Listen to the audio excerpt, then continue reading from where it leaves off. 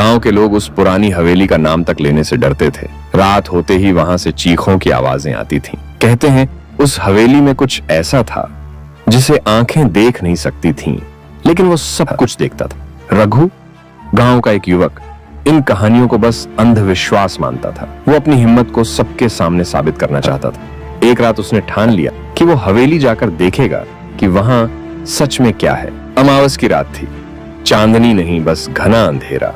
रघु के हाथ में एक पुराना लालटेन था और दिल में एक ही सवाल, क्या वाकई उस हवेली में कुछ है?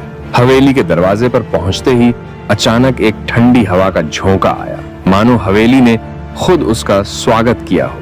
दरवाजा अपने आप खुल गया।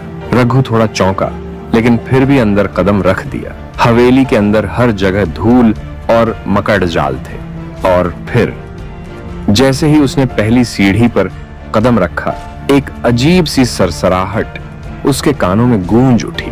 वो आवाजें क्या वो हवेली के अंदर थीं या रघु के मन का खेल? लेकिन अब उसे लग रहा था कि वो अकेला नहीं है, कोई या कुछ उसकी हर एक हरकत देख रहा था।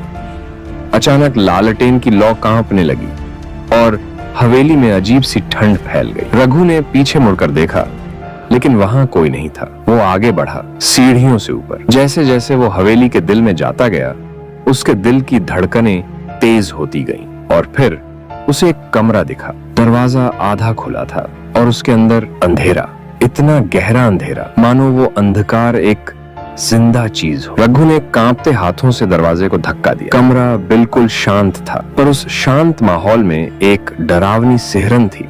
जैसे ही उसने कदम अंदर रखा, दरवाजा जोर से बंद हो गया। अब वो कमरे में फंसा हुआ था और तभी उसे अपने पीछे किसी की सांसें महसूस हुई। वो पलटा, पर वहां कोई नहीं था, लेकिन अंधेरे में उसे दो लाल आंखें चमकती नजर आईं। वो आंखें किसी इंसान की नहीं थीं, वो कुछ और था, एक शैतान जो अंधेरे में छिपा हुआ था। रघु को अब समझ आ चुका था कि ये सिर्फ कहानियां नहीं थीं, ये शैतान असली था और उसने रघु को देख लिया था। रघु ने भागने की कोशिश की, लेकिन उसके पैर जैसे जमीन से चिपक गए। वो चीखना चाहता था, पर उसकी आवाज भी नहीं निकल रही थी। फिर एक घुटी हुई हंसी की आवाज पूरे कमरे में गूंज उठी। शैतान अब सामने था और वो अंधकार का हिस्सा था।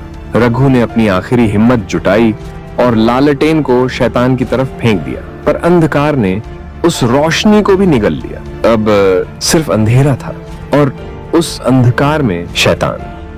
रघु कभी वापस नहीं लौटा और हवेली से अब भी उन चीखों की आवाजें आती।